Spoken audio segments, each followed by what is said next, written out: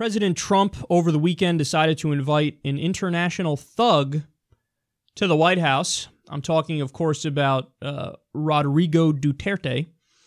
So President Trump has extended an offer to Rodrigo Duterte, the president of the Philippines and the architect of a bloody war on drugs that has killed thousands of people, to join him at the White House.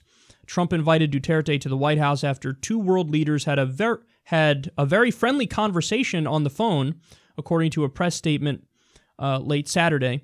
The president also praised the Philippines for fighting very hard to rid its country of drugs. Wow. Nearly 9,000 people have been killed since Duterte launched his crusade against drugs upon taking office last summer. Many of these deaths result from vigilantes taking matters into their own hands to track down people associated with the drug trade.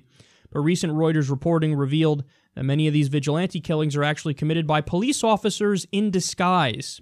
Duterte's police force, the report suggested, knows they will be paid bounties for killing citizens who are suspected of using drugs. Okay, so who is this guy? Well, he's currently carrying out a genocide. That's quite literal. Kyle, that's hyperbole. No, it's not. Here's what he says about drug users. Quote, "If you know of any addicts, go ahead and kill them yourself." He has repeatedly, in public, said, go and kill drug users. Repeatedly. And again, 9,000 people so far have been killed. I mean, this is unbelievable. We're witnessing a genocide right in front of our hands here.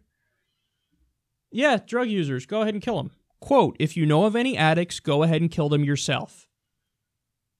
Police officers are doing it, getting paid for it, and the body count is increasing. Now, if that's not clear enough, this is from The Hill. He compared himself to Hitler. He compared himself to Hitler. Quote, "If Philippines President Rodrigo Duterte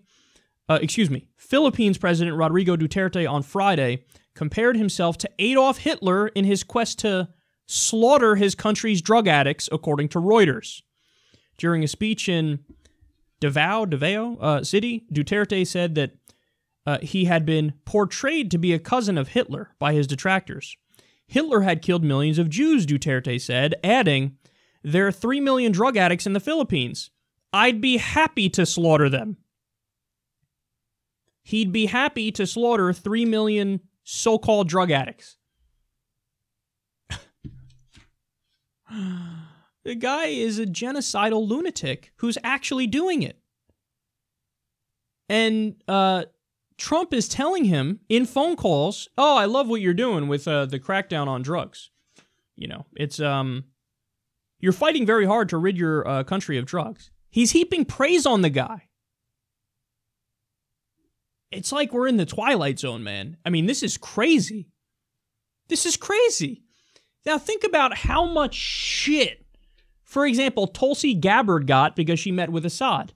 Now, by the way, Assad is mostly fighting who? Al-Qaeda and ISIS. That's who the Syrian rebels mostly are at this point. That's not me saying it. There were various studies done by think tanks where they say, yeah, we looked at the rebels. They're Islamists and jihadists mostly at this point. So Assad is fighting Al-Qaeda. Tulsi Gabbard gets smeared for meeting with him. Smeared in the media. Ah, disgusting, gross. I can't believe it. Trump is inviting a guy who's carrying out a genocide to the White House. So do you understand the way that this works? I mean, this is such a clear example of it. If you are a business partner to the U.S., if you're an ally to the U.S. Now, we've had rough, with the Philippines recently and Duterte calling Obama son of a bitch and yada yada. But we're still business partners with them. So when you have that, when you have these ties, corporate ties, guess what? We look the other way at their atrocities. You got to do whatever you want to do. As we say we're the world police and we care about freedom and democracy, you got to do whatever you want to do because you're on our good side. So international, laws don't apply to you. Human rights, that doesn't apply. You do whatever you want. You don't believe me? Look at what's happening with Turkey, too. The guy, Erdogan just basically solidified his powers as an authoritarian leader. They did a referendum, and now he can pass laws without anybody else's input. Trump called him and congratulated him. Like, oh, congratulations on getting rid of Turkish democracy and becoming a dictator. You want another example? Saudi Arabia. Saudi Arabia, same ideology as ISIS. A Salafist state. Women do not have equal rights, don't have anywhere near equal rights. They're basically property. Atheists are terrorists. They kill people for drug smuggling and witchcraft.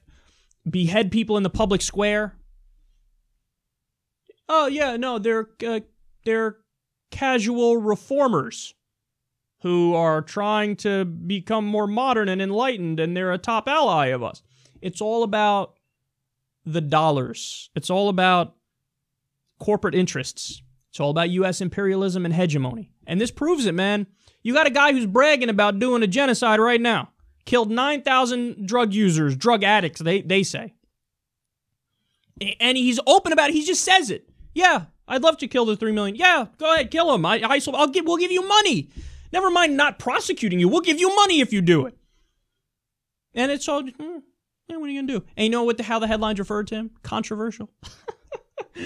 Trump invites controversial leader to the White. Controversial?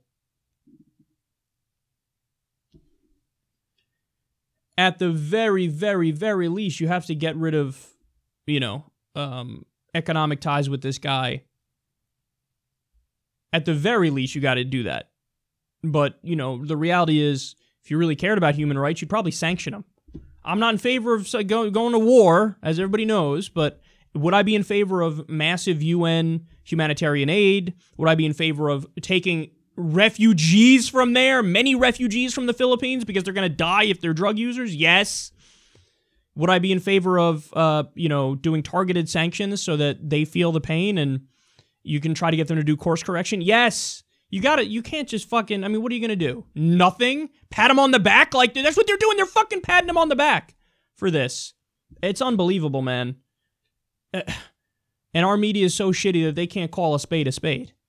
They can't call a spade a spade. In this case, in the case of Turkey, in the case of Saudi Arabia, if you're our ally, hashtag freedom, hashtag democracy, hashtag world police, human rights, except not at all. They don't apply to you. You can do whatever you want and we'll look the other way. Meanwhile, if somebody who we think is an enemy state of ours does 1/100th what this guy's doing, regime change. It's time for regime change. Let's go do regime change. So this is just really, really sad and really depressing.